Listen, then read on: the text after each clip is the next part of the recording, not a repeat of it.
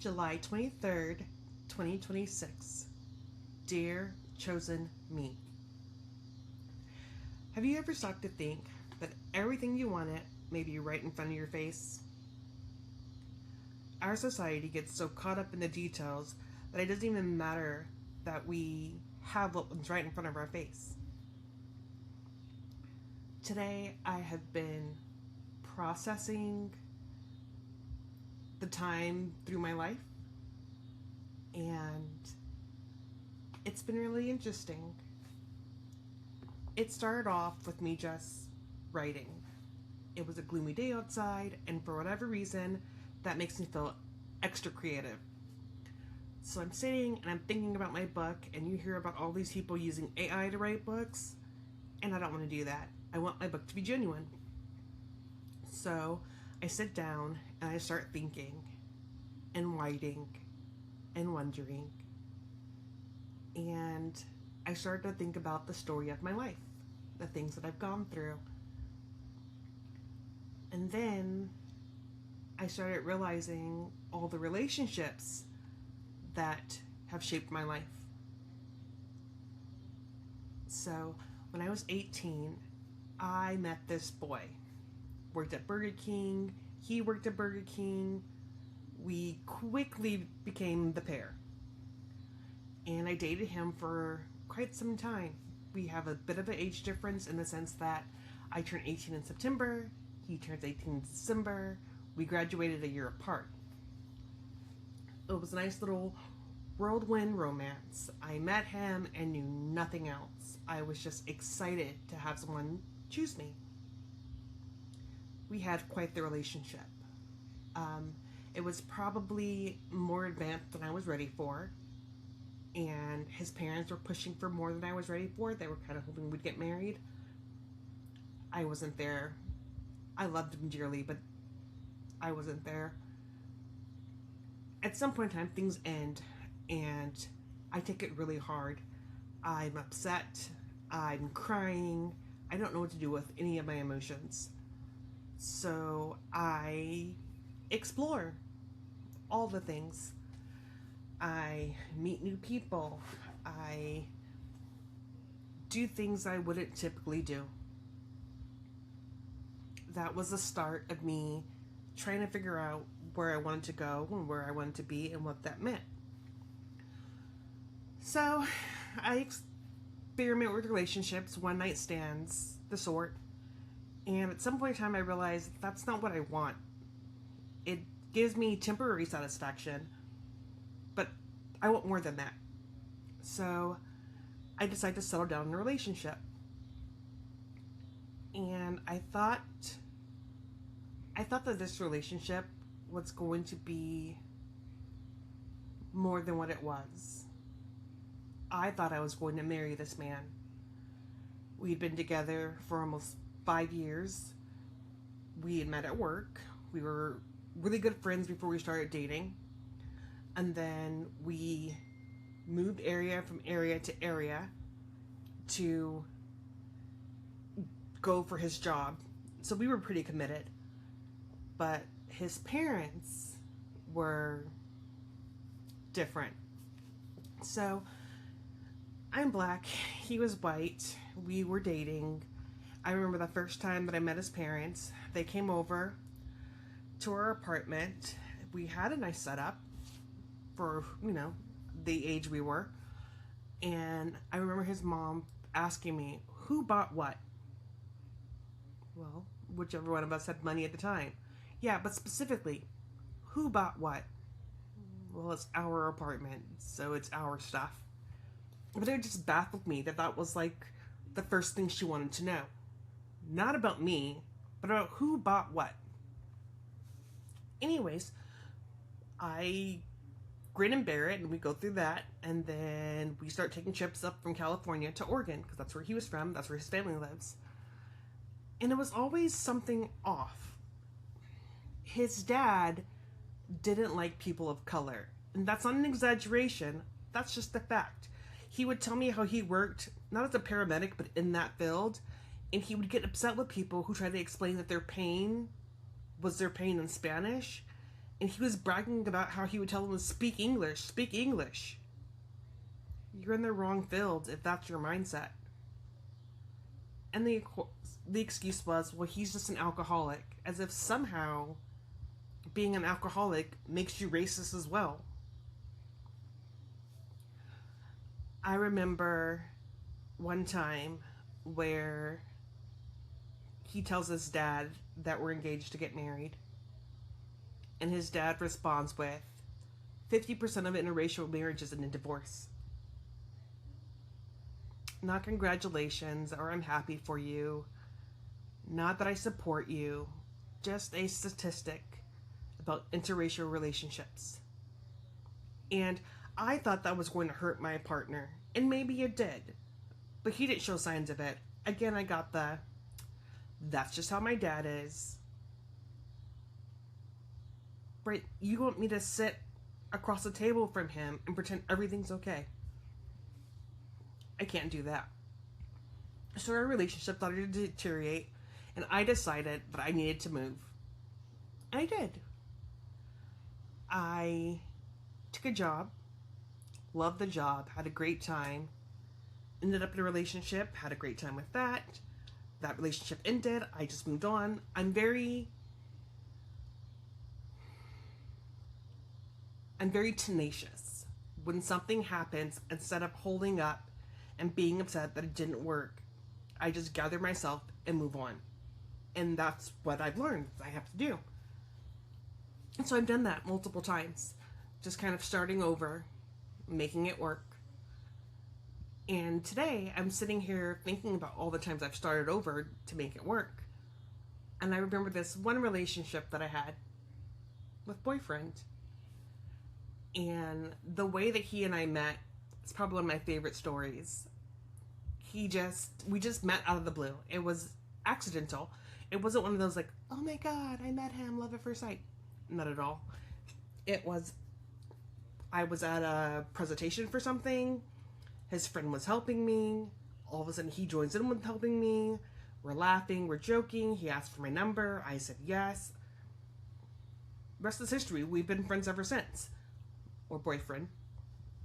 And that got me to thinking about other things that I make choices with. So I have this idea that a family looks like marriage and kids.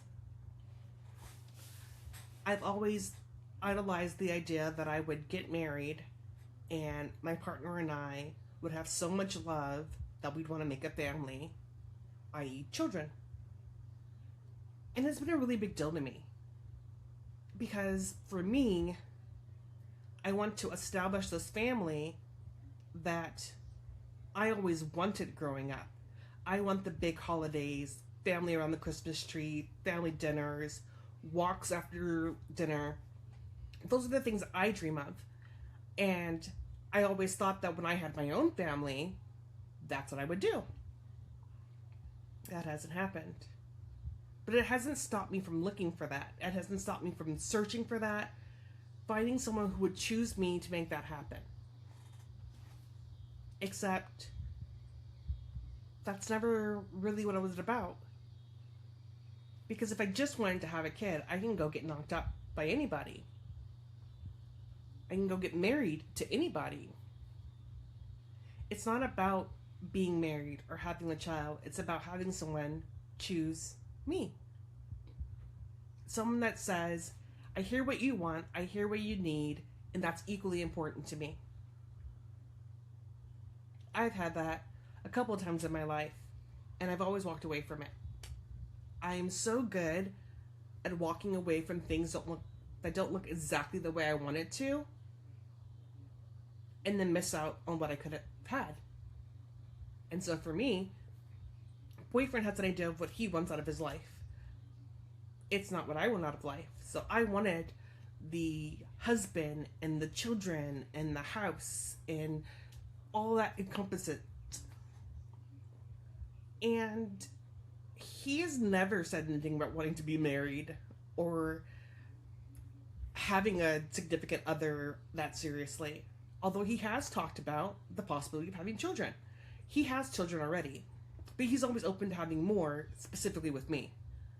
And so we've talked about that as a way of me getting pregnant and having kids, him being the donor. And still, for me, that didn't equate to what I thought it would. Here's this man who cares about me so deeply, who knows me so well, saying, hey, I can offer you a good chunk of what you want. And my thought was, I don't want to like that. No, thank you. I keep telling myself that I want this family and I want this love and I want to be chosen. And yet, when someone loves me and they choose me and they're like, hey, I'd love to give you what you need. No, thank you. This is only off-putting because I work with kids and I foster. And these children would give anything to be reunited with their parents sometimes because they want this family. And what I've taught them is, yes, in a perfect world, you have mom and you dad, and it would all work out. Things would be great. They would do what they need to do to have you home. We don't have a perfect world. Unfortunately, sometimes our mom and dads don't do what they need to do to have us home. But that doesn't mean we can't have a family. Family's what you make it. For me, I adopt moms. My mother wasn't the mom that I needed, so when I meet women who I feel like encompass what I need, they are my mom. And so I'm explaining this to the kids, and they're like, well, yeah, that makes sense. Like, I've got foster moms who've been like my mom, and foster dads that have been like my dad. So I do have a family. It may not be the one that I thought I was going to have, but it's still my family. And then today, I'm sitting here thinking about it, and I've had that all along. I've had a family. I've had someone love me and choose me over and over again, and I can be difficult to choose. And I was just like, no, you're not my mom and dad. That's not the way I want it. It was really eye-opening because I always struggle with wanting to be wanted. I need someone to say that they want me. I need someone to say that they choose me. But even if they were to say it, I wouldn't believe the words. Because in the end, they're just words. This man has been in my life for 15 years. And since the first day he got my number, every day I get a good morning text. We have never dated whatsoever. We've never tried to date. We've never talked about dating. We just exist in each other's life. And yet, every morning, like clockwork, I get a good morning text. I know that if I ever called and said, hey, I need something, he's going to be there. This is the same person who's told me that when I pass, if I sign paperwork to give him the authority to take care of my body, he's going to do so. Granted, he works at a funeral home. That's kind of his thing. And my husband doesn't care. Like, we've had that conversation. He has been here every step of the way. He has seen me in so many failed relationships. He's watched me cry over them. He's watched me lose my mind. He's watched me lose my jobs. He has watched me go through so much. And yet, it wasn't good enough. This is the same man who has literally talked me into keeping my own life.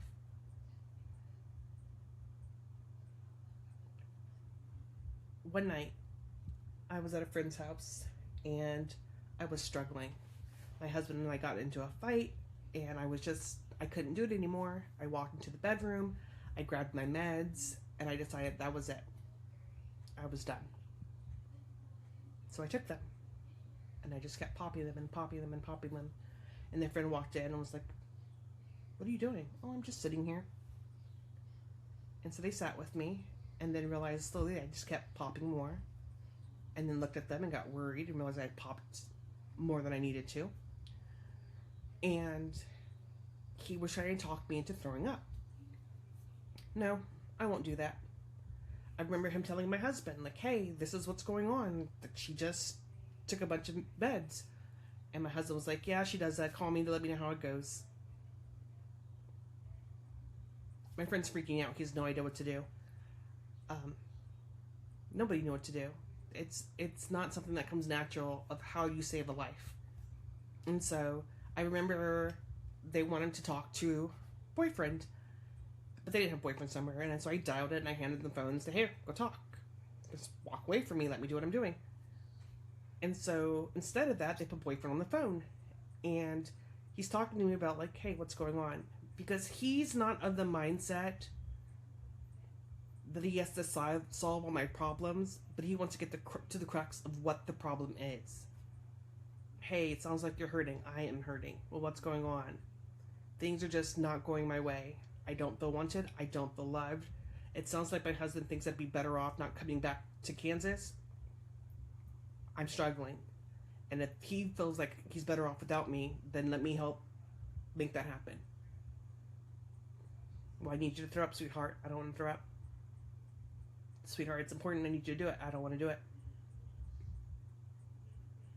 And then he said something different. "Do it for me." Never once have I ever told that man he has that power. Never once have we talked about him being that important to me. And so tonight I'm talking to him about it because he called, and I said, what made you think that you were that important that you could use you as a reason to get me to throw up? And he said, "I was just that confident. I knew you well enough to know that this would be the one time and the only time I could use that. And if I was going to get through to you, I was going to have to ask you for that big of a favor. And I wouldn't have asked that big of a favor if I didn't think it was going to work."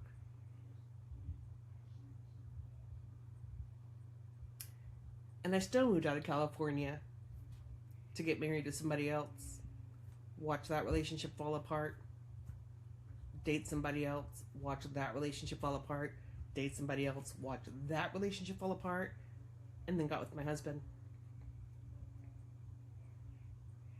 He has stuck by me through the worst periods of my life. It's been the hardest periods of my life. And I've repaid him with nothing.